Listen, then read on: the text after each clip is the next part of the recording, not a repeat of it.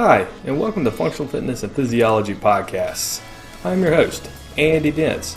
I have a background in commercial, clinical, and performance exercise and nutrition.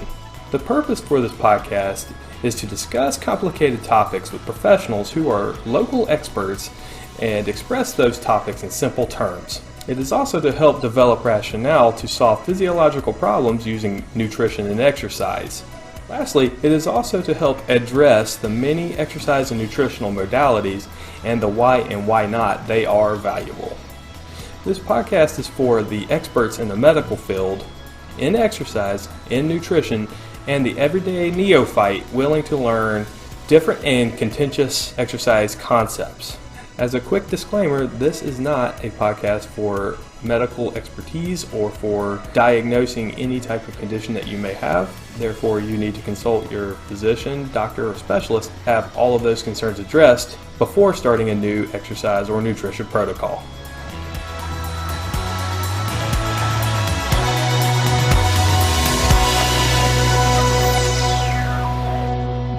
Hey. Hey, Vince. Oops. Sorry. How are you? All right. Can you hear me? Yes. Give me 1 second. Oh, I see you got you a background there. That's legit. Yeah, I'm trying. Thank you. Right on. I'm trying to make it look good. I appreciate you jumping to this with me. What I want to do is kind of talk about you for a moment. All I did yesterday was look at sports psychologists, and you're among the top 4 or 5 people that was in my search. I was like, oh, awesome. Look through your credentials here, and I think you and I could have a pretty decent conversation. But let's go ahead and talk about who you are, Vince. Like, what do you do, who you work with, and how long you've been doing it? All right. Well, I'm a sports psychologist, and I work with athletes right now. I'm working with a few college and some high school students. We're about to get into the AAU basketball league, so I'm gonna be doing that. I've been doing this for about, I guess you can say, maybe 3 to 4 years. The past 2 years has just been like constantly busy, just working. But it's been great. Awesome. Can't complain. Like in our profession, you're either working the grind or the grind's working you. Yeah.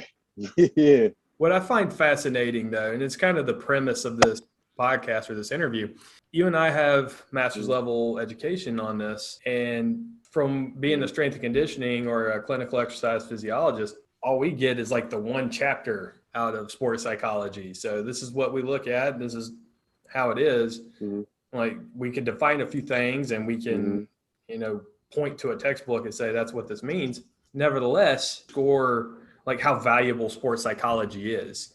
And in my world, in my realm, in my practice, I work with traditional athletes, like in college level athletes. And then I also work with tactical athletes, which are, your servicemen, the soldiers of the Army, Marines, also the paramedics and the emergency responders that respond to, emergent calls.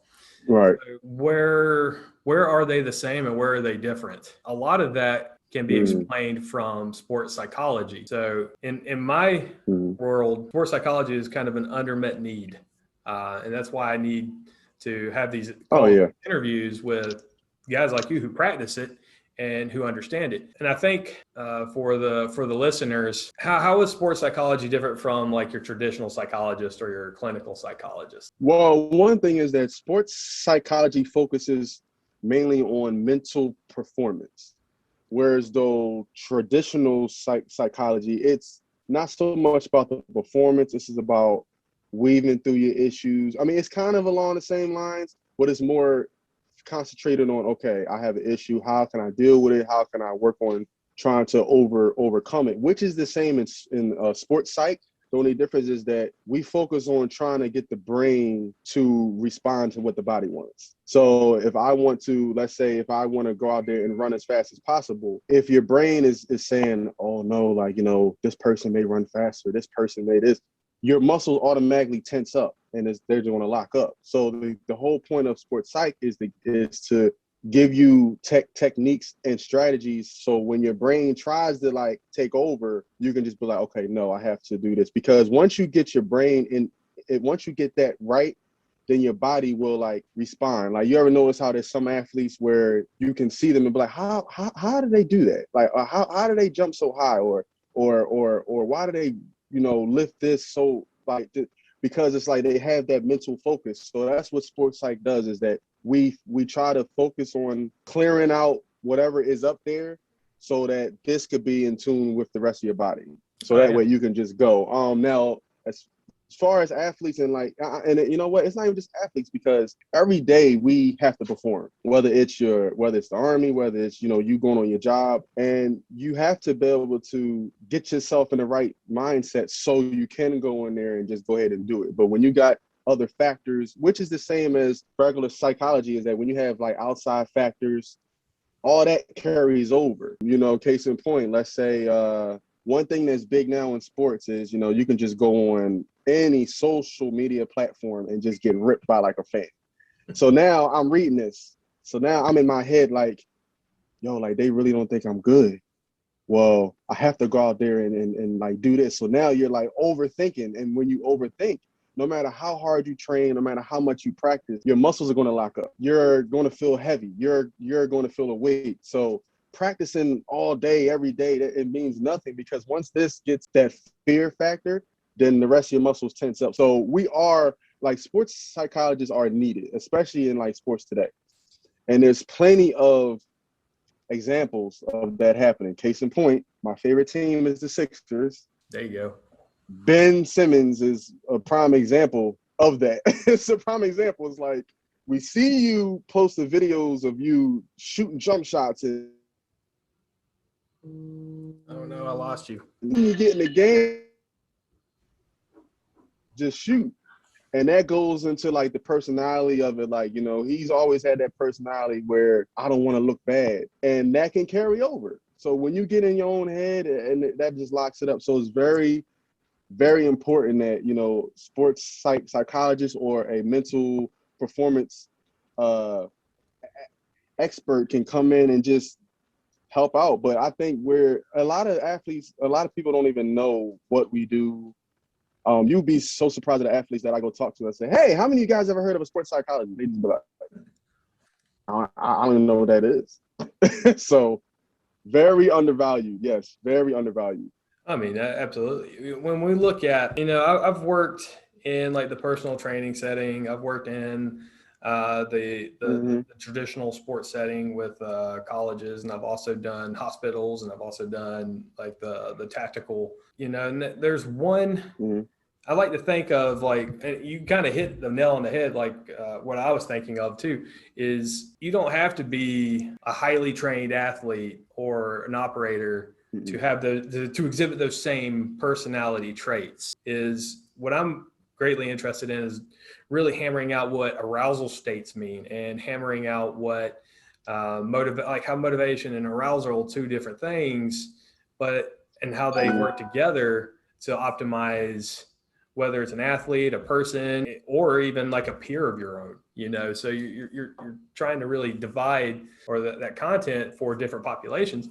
But if it's anything like strength and conditioning, there's a lot of some fundamentals to it as well. Oh yeah. It's now it's a good thing you said that. Is so there's two factors that can like drive a person. You can either have a internal fire or a external. So people that are obviously that have that intrinsic motivation, they're just driven. They just always want to be better. They always want to do better, and they're just so focused. Whereas though somebody else may need to have like a person say, "Oh, you're weak." Oh, all right, bet. Oh, now I'm gonna go harder. But that's very important. That's so important, because if you look at a lot of the athletes, there's so many athletes that we see that maybe in college or high school they were just dominating. And we're just like, wow, that person has so much talent. But then after 2, 3, 4 years in, we're like, okay, is it going to happen? And whereas though someone that might have been picked down the line or wasn't, looked at, is just dominating, and that person is like not supposed to. And it's all about the mindset, because if you have somebody that's been good their whole life, what happens is the way your brain works, it's going to believe whatever it's told. It has no ears, it has no eyes. So whatever your thoughts are or whatever you feed it, the more you tell it, the more it starts to believe it. So if you have an athlete that's been like a 5-star athlete their whole life, you have everyone saying, you're good, you're good, you're great, you're good, you're good, you're good. And you've been dominating against talent that may not be as talented as you are, you may not be inclined to work as hard because you're like, I'm good. Oh yeah, I know it. So then when you try to work, you may do, let's say like a practice that's may not be as intense because your brain is so used to hearing that you're good. Your brain is telling you you're good. I mean, you don't have to make these last 5 free throws or hit these last 4 hits to the first base or whatever. It's nothing. And there's no drive there. Whereas though you may have somebody that's always, people counted them out. They might have had, like a rougher time. So they automatically have that drive, which like pushes them.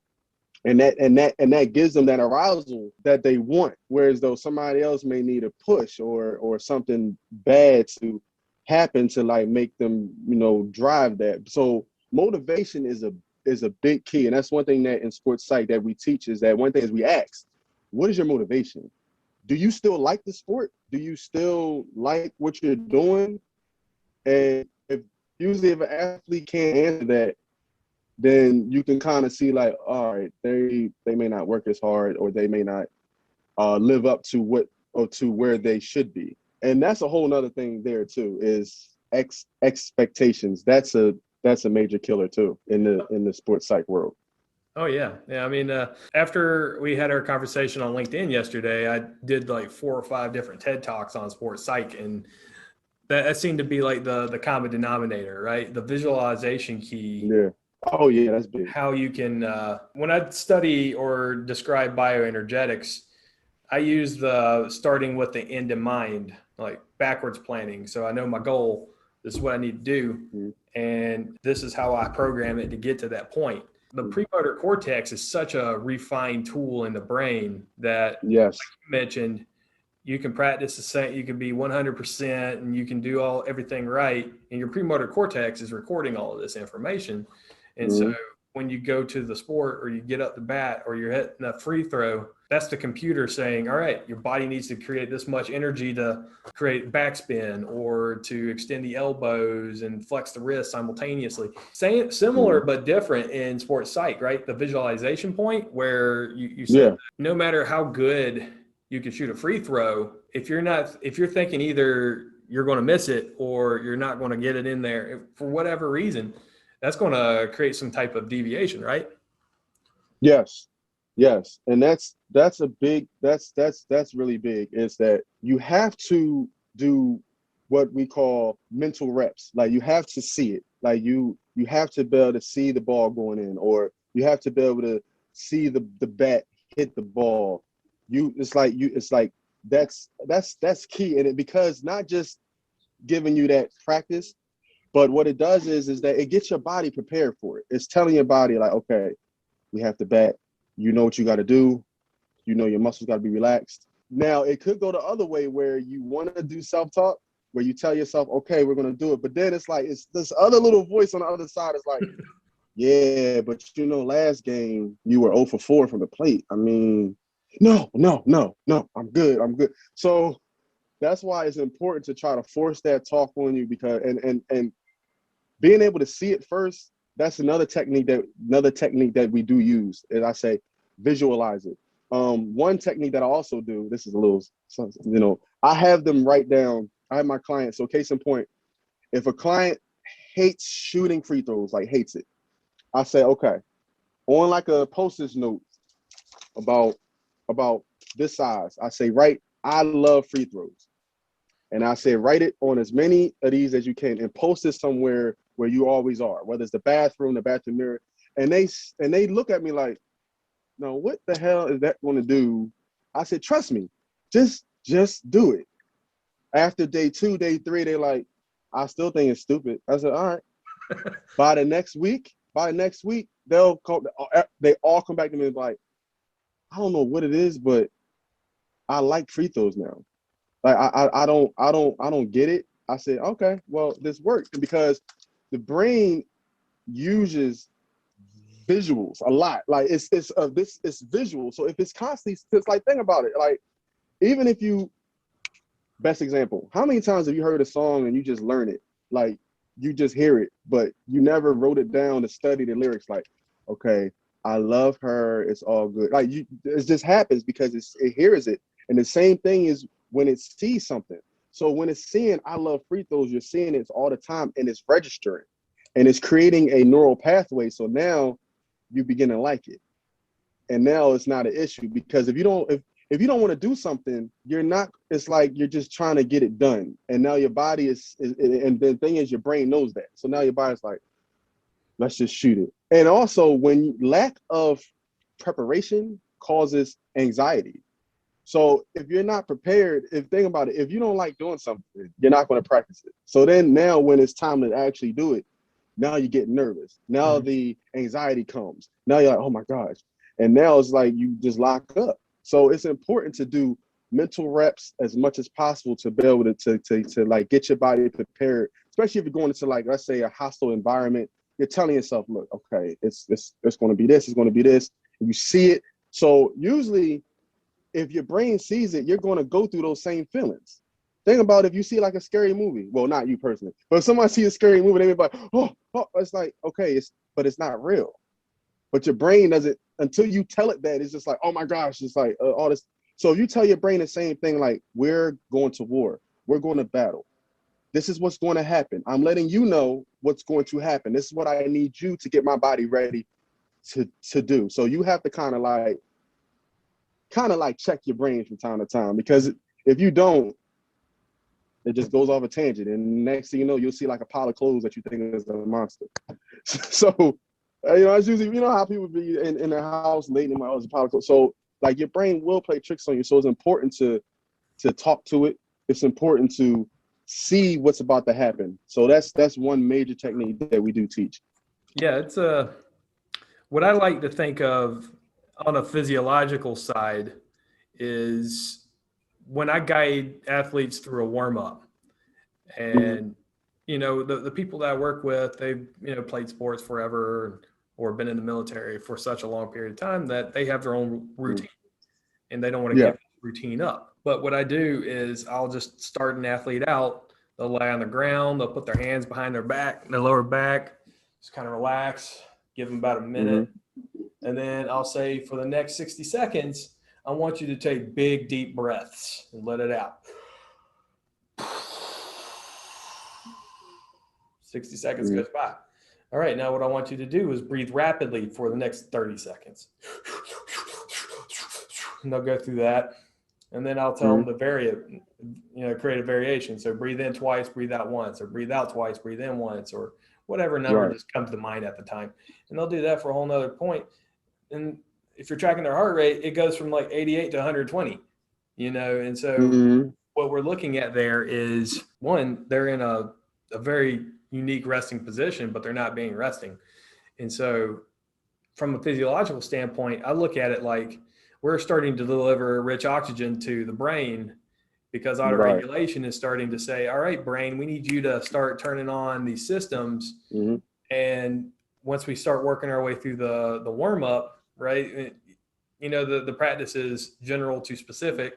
So once they're going from generalized total body warming to specific movements, that premotor cortex, and they're already starting to think, and hopefully they're visualizing those which exercises up first on the rack. The name of the game for that is optimization, right?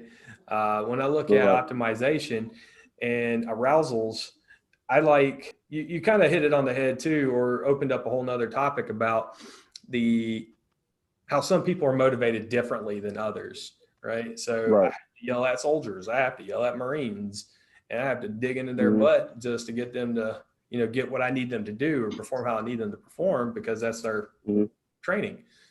I can't do that to a 18-year-old baseball athlete. No. But how have you ran through different experiences and different motivational techniques? Well, the first thing is, if I'm dealing with if I'm dealing with a individual athlete, as I'm talking to them, I start to ask questions. So I try to learn their personality type. Okay, so this person responds well to this way. So then I try to build it from there. If I'm dealing with the team, I kind of see like, okay, how to respond to each other, how to respond to someone yelling at them, how to respond to this. So and the sad thing is that coaches have so much on their plate that it's hard to learn every individual athlete or person. Okay, this person I have to coddle, this person I have to yell at, this person so it's very hard, but it's so effective because that can save a lot of trouble. Like if you learn that, okay, my star athlete, he doesn't like to be yelled at, so I can talk to him, or he may shut down, so I'll talk to him, or this. Not to say don't yell, but certain athletes can't deal with certain things, and it's not just about athletes. Certain people can't deal with certain tactics. So some techniques that I use is, first thing is I ask them, why are you here? So I try to use like a universal style as opposed to, all right, y'all better get up and do. I try to just say, okay, why are you here? So that gets them to think, okay, because a lot of times we do things so much that we become like robotic, that we tend to forget why we even doing it. And sometimes it gets buried by whether it's outside things. So once we dig that up, like, hey, why are you doing this? And then they'll tell me. Then I'll say, do you feel as though you've done what you could have done to get to this point? So then I'll ask them, okay, well, what started you in this field or in this sport? What made you love it? And then when they think about it, then I'm like, oh, it's why I love. So then I'll say, okay, so what happened? Do you still feel the same way? So the key, so what I try to do is get them to see it first. Like, because I can't motivate you if you don't, like, I don't know if you have that fire. So I can't say, all right, we're gonna go out there, we're gonna do this, and you be like, yes, all right. You could be looking at me like I'm stupid. It's like, yeah. So I try to get them to realize, why did you do it in the first place? Why do you love it? What happened? So I try, because what happens is this: the brain stores things. So we may think that we forget things, but it has, like, certain things could pull up things that you might have buried, certain words or certain feelings or certain thoughts. So what I try to do is get them to find those thoughts and find those words that can, dig up those old thoughts. Like where's the passion? Do you remember when you had the passion? Do you remember the last time you smiled when you went to a workout or to a training?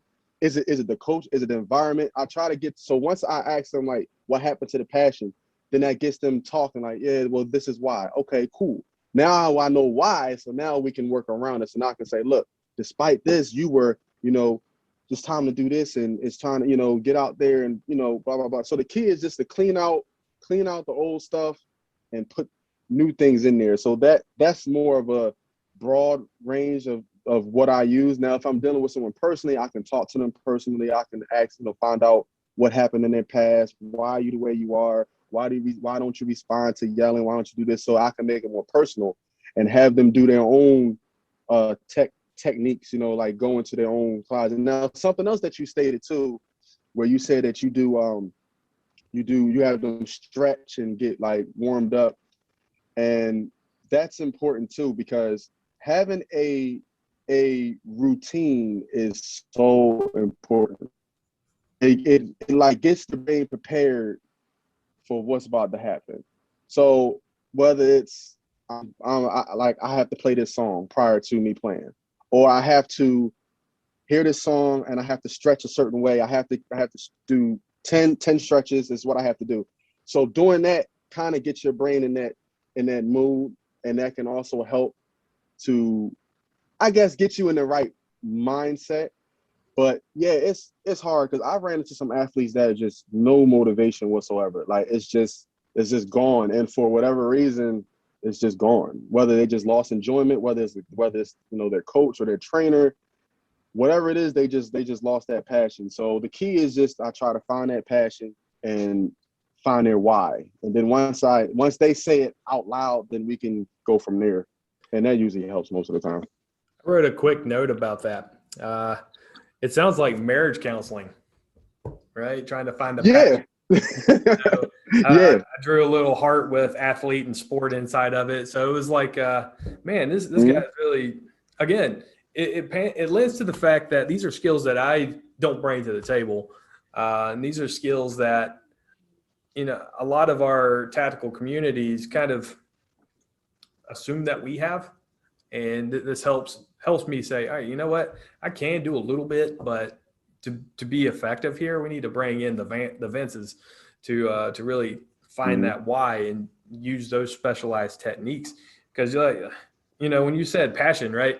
I was thinking, was it last week? I work out almost daily, but then there are days where I just go in, I look at the gym, and I'm just staring around, looking at other people. Yep. And I'm like, oh, this guy, he's always at it.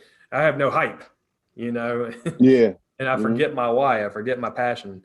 And even though like it's the same time every day, right? I have to match the circadian rhythm to it. But what it boils down to is, sometimes even though I tell myself I'm an intrinsically motivated person, I need a hype man, and yeah. those are skills that like you could bring to the table. And I feel like I'm missing a lot here too, because I should know more about it, but I don't, and that's the premise of this is so I can learn and then have a conversation to where, I don't have a lot of followers at the moment, but so they can learn how sports psychology fits into the cogs, fits into the total team. I clarify or classify arousal states. When I get into a mesocycle or a macrocycle, and I'll come up with 3 different exercises, right? Arousal state 1, these are the guys that had great recovery, great rest, great sleep, just woke up, birds are chirping, the nutrition's on point, ready to rock and roll, rock stars. Then you got level 2 here, which are a bit of a step down, may have stubbed their toe on the way in, or didn't drink enough water beforehand and kind of feeling a little parched. May be off a little bit just to create a different effect. And then you have those like me last Wednesday, where I'm just like, no, like why am I here? Like I'm having an existential crisis right now. This is I'm in the gym and I don't want to do anything, so there's that arousal state 3. I think what I want to know is like, is that a valid way of looking at it, or am I using arousal wrong, and how would you go about trying to create that type of environment or that type of dichotomy, if you or trichotomy? Well, actually, the way you did it is actually perfect, because there's some people that have higher arousal levels where they're just like, okay, I'm ready. And then some, because like you stated, you're just like, all right, come on, let's just go. And it could be a whole bunch of factors. So what I do, or what I think a lot of people should do, is the one thing is to fight, is to push through. So what I try to do is make them do things that they don't want to do, whether it's a job or whether it's a writing or something, because that's how you raise that level. Because think about it, like last week when you was in the gym, just randomly, I don't know what happened during your day, but you just like, man, like for some reason I just feel off. And that could be a whole, it could be a bunch of things, because food is very important. What you drink is very important. Your thoughts are very, very important. And a lot of times we let that get in the way, because I'm sure there's times where a person could be like pumped up and like ready to go, but then like they might be on their phone and see like a person that may have like a strong, like larger arms or a bigger chest or something. You're like, I've been in the gym. He started working out after me.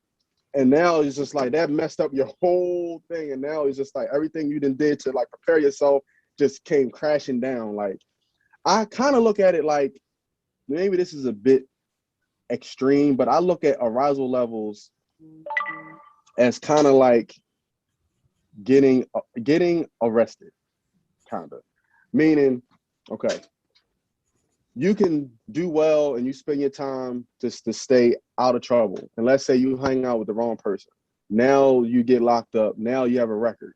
That one little thing, now you got a record. So now you have to work 10 times as hard just to maybe get a job, or, you know what I'm saying? So that one little thing could just set you all the way down. So it's important to be able to push through. And so also what you're doing is I try to do things to stunt them. Okay, let's sprint. Okay, let's slow down real quick. Okay, let's walk. Okay, let's sprint again. Just to stunt, just to get your body doing different levels to like get it going. And a lot of times that does produce like a natural, like kind of like a natural arousal state.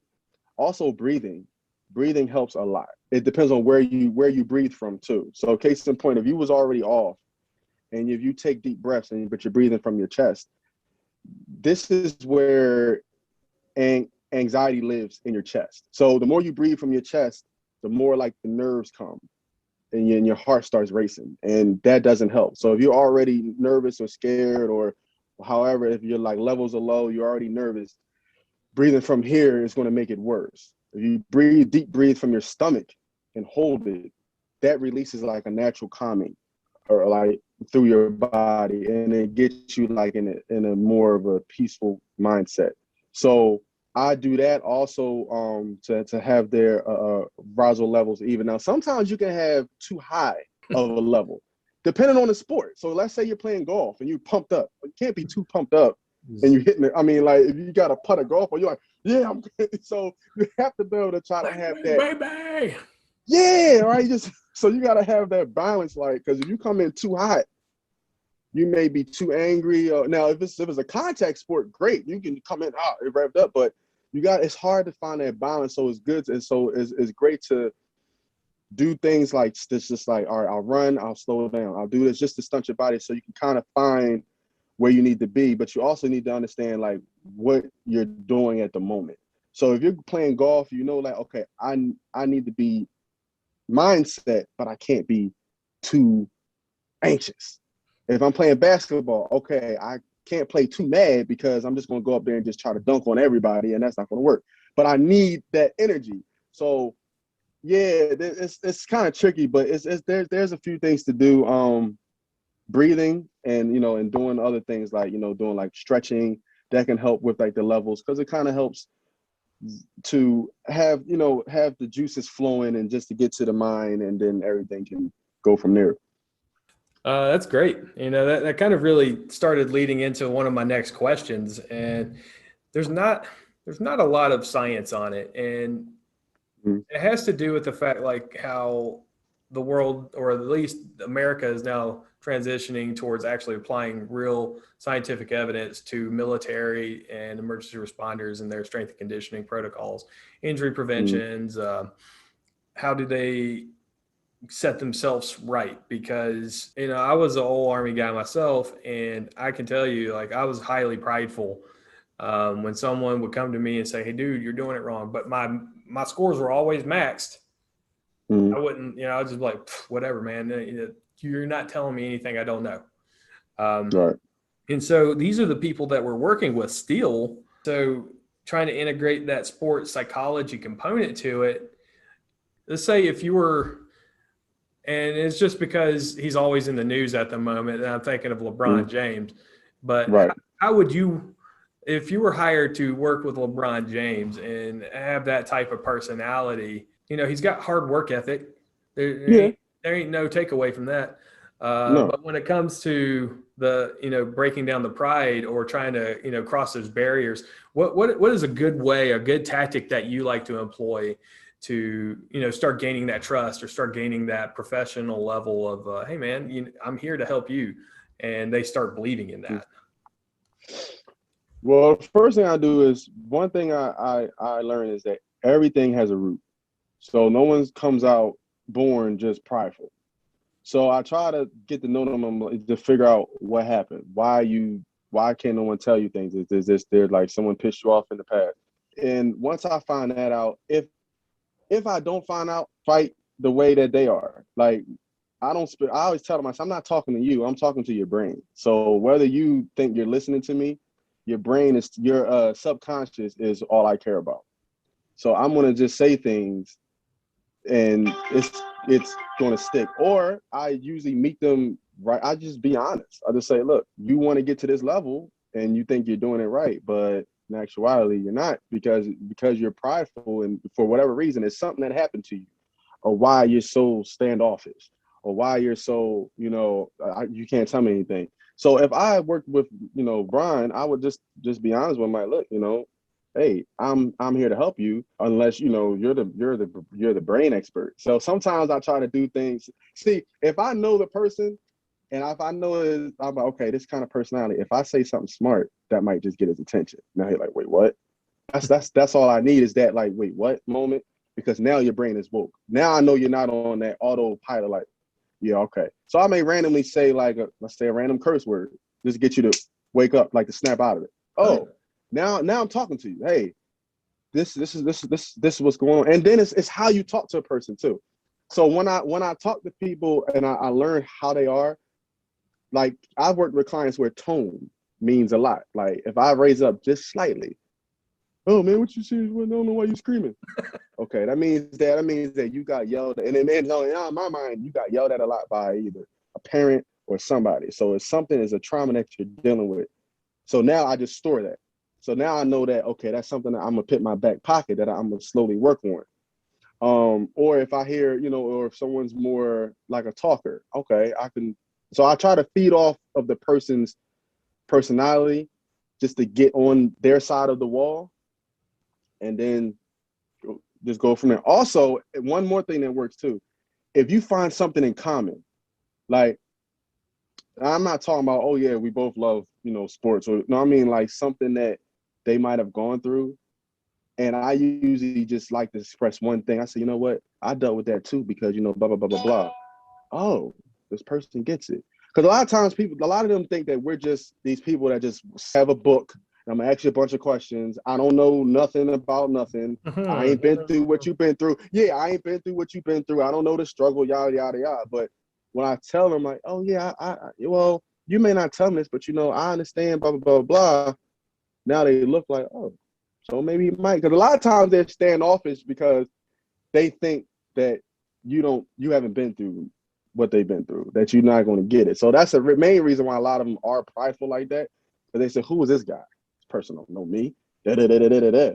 But then when you say one little thing that could spark them, oh yeah, well, I know you probably had some trauma in the past, but you probably didn't, because your father probably was real hard, and just like he probably yelled at you a lot, so you probably didn't like that. So I can get why you're like that. Wait, what? Boom. That's all I need. And now go right in. Nice. That's definitely a good thing. Yeah, breaking down barriers. It's I would say that's the quintessential skill for like trying to integrate into a new society, or integrate anybody that's, whether they have complications in life or if they have like sports performance issues, they, getting through those barriers, watching the body language and understanding, like creating the baseline. You kind of targeted on creating the baseline, finding the triggers that set those people off. And I think that's a pretty good way of going about it. At least that's been my experience too. With failure, right? And we can always quote Yoda. It said that failure is the greatest teacher that you'll ever have. And in sports, it's one thing, right? So you're setting up, shooting the free throw, you get the first bucket. You set up the second time, you miss the next 2 or 3 series of free throws or 3-pointers. And, if you're the guy that's always hitting a double or a triple double or a triple triple, and in the next 4 or 5 games, you're not just reaching that level. Those athletes would definitely need some, I guess, mental cueing and mental refinement to get back into that level. In the military, when we define tactical athlete or operator, we say, or it's always understood that you're the combat soldier, because Army has plenty of jobs for everybody. You don't have to enlist in the Army and say, I want to go to combat like this dumbass did. But we experience failure in a different light.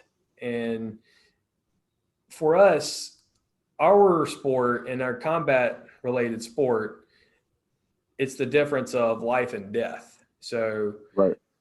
we learn to compartmentalize some things, and eventually that's what leads into what we refer to now as PTSD. But Right. when we're in the field and we're just totally disgruntled and we just, there's no form of why, how would how would you walk up to those individuals and say, Mm-hmm. you may not have experienced that personally. That's the difference Right. between sympathy and empathy. Um, Mm-hmm. how do you create those connections, and how do you like help those soldiers or help those athletes for that matter rebound back into that positive nature? Again, I need your expertise to really help answer this one, because it's a tough subject. It's It is. a taboo subject in many ways. What would you suggest to someone under that type of stress? It's about their perception. Your perception means everything. Case in point, if someone dies, there's some people that, may be done for months or years. You know what I'm saying? It takes a while. Where you have others, they just bounce right back. And it's something we call mental toughness. Um, but when it comes to failure, first thing is, just like we talked about the last time about having a base, I explain to them how the mind works. And I'll tell them, after a certain amount of time, it's called neuroplasticity. I'm sorry, neuroplasticity. So the longer you're in a state, or the longer that your brain starts to think stuff, it creates a neural pathway. And now that becomes a part of you. So case in point, if you complain right now every day for the next 2-3 weeks, you're just automatically going to start complaining. And it's just going to be a part of that. So I explain that to them first, like, listen, the more you're in this state, it's going to stay there. So I tell them that. Also, I explain that failure, what it does is it creates myelin, and myelin is that sheath that's inside the brain. So athletes or people that excel more than others have more myelin. Now in the Army, that's something different, because if you fail, that can cost a person like their life. So in that case, where as far as, well, okay, let me just start with sports. So with sports, I'll tell them, listen, it's going to happen. It has to happen, because you can't get better unless you know what to work on. You got to attack it. Okay, you missed the free throw tonight, you go right back tomorrow and you're going to attack it again. Just tell them that it has to happen. Things happen, so you have to bounce back, and you have to you have to just be tough. Like Giannis shoots air ball free throws. The crowd counts down because he takes forever now.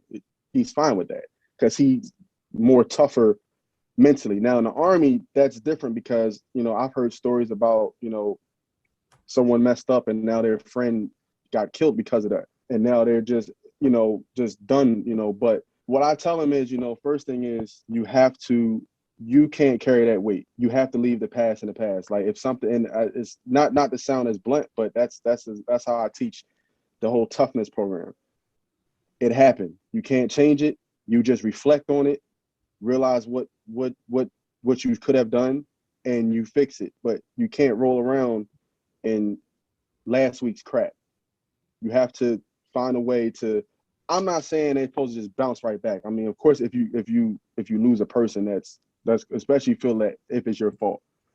But you try to make sure that whatever mission you got next, you're going to do better. You're going to make sure, like, that's never going to happen again. Like, and we see it all the time in like the movies. And I know it's movies, but it's that one guy that the Army comes get, hey, can you come back? No, I promised that I would never fight again because of what happened. And now because they lost the person, but once they get their mind right and say, okay, these they need me, then they realize, like, I have to be stronger. And because your brain only knows 3 modes: fight, flight, or freeze. You're either going to fight, is going to run, or is just going to freeze up. So I try to ask them, you have to decide which one you are going to be. Either you're going to be sitting here and just reflect on what you could have, would have, should have did, and that's not going to bring the person back. And I try to get that toughness in them. Like, I taught this one team, and I use myself as an example. My grandmother raised me. So she was sick, and this was last year. She ended up passing, but she was in the house when she passed. So the funeral home people had to come and wash her and take her. So I made myself stand there and watch. So my wife was like, "You sure you want to see that they're carrying your grandmother away?" I said, "No, I have to." I cried, but I watched that because I wanted to see that. I wanted to feel it, and I wanted to make, because I knew that was going to make me stronger. So I had to watch them wrap her up as if she was a regular piece of whatever and throw her in the back of the car. But that was going to make me tougher. I understood at that moment, like, that. Listen, I don't want to see this, but I have to, because I made my mind say, like, this is a part of life, is death. So it's changing. Try to make them see, like, okay, this is a part of war. This is a part of what you sign up for. Just like in sports, there's going to be times where you're going to let the fans down. There's going to be times where you're going to miss a shot. You sign up for it. No one signs up for everything that's going to be perfectly flowing, just great. So it's all about how you bounce back. And I try to instill that, like, mental toughness is big. Yes, you messed up, but guess what? If you didn't mess up, then you wouldn't know how to fix it. And you can't worry about what could happen, what should have happened.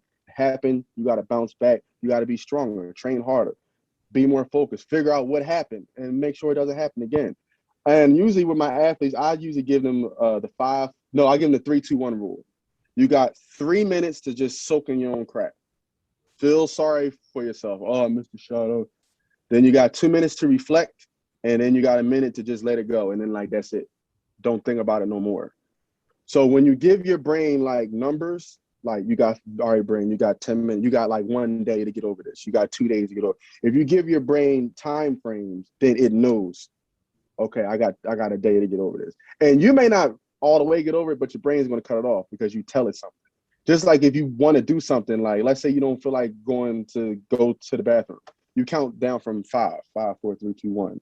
Your brain automatically is going to launch because it hears that one. It's like one. It's like, I have to. It's just an automatic thing. So I tell them, just that's something that you have to do, and it usually works. If I give them the time frame, okay, you had made a mistake. Soak in it, then roll around, feel sorry for yourself, write down what happened, and now we move forward to be better. That's powerful. Yeah. Since you brought it up, you have my condolences about your grandmother. I mean, Oh, thank you. it's someone that's raised you and is super impactful on your life and where you're at Mm-hmm. today. Really boils down to the person she made you into. Mm-hmm. So you have my condolences there. Thank you. When you were defining mental toughness, Mm-hmm. I'm not sure if we're using the same way, but would you call that resiliency, or is resiliency has a different context or nuance than your mental toughness?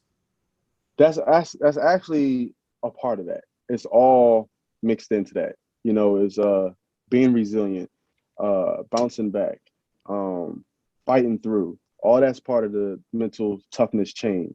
But you have to want to do it. Like, you have to want it. Like, if I go through something now, like I said, it's all about your perception. That's so important. Whenever I'm going through something, I don't be like, oh man, what? I'll be like, okay, cool. It's time to get stronger, because now it's something else to add. Something else is going to make me stronger.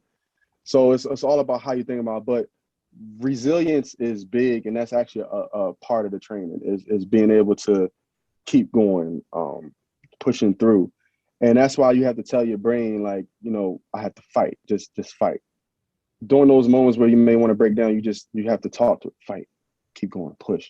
But the words you use, they have to be verbs, or it has to be positive. Like, it can't be you won't do this. It can't be that. It has to be you will. It has to be something that you're going to gain, as opposed to, like, take away. So as opposed to say, I won't feel this way, say, I'm going to be this way. Mental toughness is something that should be taught, that a lot of people don't know how to do it, how to go about it. But resilience is one of the biggest factors in that, is being able to just push through something as small as this, taking a cold shower when it's kind of cold. Things like that actually help your brain become more mentally tough. something like that. So you just stand in the cold like, oh man, I'm just freezing. And now your brain is, you say, as opposed to, oh my gosh, like we have to run because we're slightly cold. You're telling yourself, nope, I'm gonna stay there and take it. And then that helps that. So all those little things help build up your resilience, and it builds up that tolerance. Or whether it's just standing outside for like an extra 5 minutes, like, man, it's hot, but nope, I'm gonna just stay out here for extra 5 minutes just to, so little things like that. Yeah. So all that builds it, because like we just think like, see, a lot of us don't get that you can work out your brain. Like we go to the gym and we do arms and chest, but you can work out your brain. Your brain's a muscle. It needs to be worked out too. And little things like that, or little like brain games or doing math, little small things like that helps build that mental toughness and that mental resilience, doing little small things. Or a case in point, let's say you're someone that you never complete a job. Let's say I just got this water. Okay, I'm gonna put this in the fridge. I just took it out of the pack. I'm gonna put it in the fridge, and I'm gonna walk and do it. I never do it. I just drop the case at the door. But something small like that lets your brain know, like, oh, I just completed something. Or if it's putting something back, or if it's doing something a little longer, or if it's trying something that you don't know how to do, all that builds resilience. So when I tell people, hey, if someone says, hey, you want to try something that you never tried before, trying like a new food, you may think, oh, it's just a new food. Your brain is saying, oh, it's something new. We can do it. So which means now when you get on a larger level doing something that you've never done before, your brain don't know if it's a small battle or if it's a big battle. It just knows that I just accomplished something. So now when we get into the war, like where I have to use it, I'm good because I've been doing these little small things, building up my resiliency, building up my mental toughness, whether it's trying new food, doing this, brushing my teeth backwards, doing whatever it takes, but all that it just builds up. It builds on it. Sure. I like that. The way I perceived, the way you just explained it was, it's the small things that win the big battles. Yes. Because of that, it's not an overnight turnaround. And you can't. No, it's not. Yeah. Last week, Wednesday, I walked into the gym. I was just lethargic and things just weren't right and had no motivation, had no morale. Took 4 or 5 days off. And I went back in yesterday, basically, and I was like a brand new man. Yeah. So it's not as simple as saying, you know what, I can do this. I'm just going to push myself through it. The body's not going to respond to it the way you want it to, because no, not all the time. Visualization, we're missing the resiliency, we're missing the arousal state, we're missing basically everything we just talked about. And now you bring up that it's the little things, like these little, like taking a sticky note and writing a note and putting it on your door or on your refrigerator or on your backpack or wherever, right? I like math. Let me write that down. Put that on. Yeah. And eventually that becomes a behavior as opposed to just a thought. And I think that's pretty novel. One last thing, man. I mean, do you work for yourself? Do you work for a team? Do you work as a contractor? What is Vince? I work as a contractor. Since it's like a field that's booming, that's starting to boom, that's starting to get be more jobs. I just work contract. I teach a class at a college. I teach a sports psychology class. So yeah, right now I'm just contract team. Well, usually because right now I'm only doing basketball. I had a baseball player, but usually once basketball starts up, that's when all the phone calls happen. So if any agency was trying to contact you, or professional athlete was trying to contact her, how would they get in touch with Vince? I do have a website. I'm on LinkedIn, Instagram, Facebook. I would just give them that. we-elite.com. You can find me there. Or just Google Distinguished Elite, and I'm right there. Nice. All right, man. I appreciate it. Thanks for your time today. Thank you for giving me the chance to be on this podcast.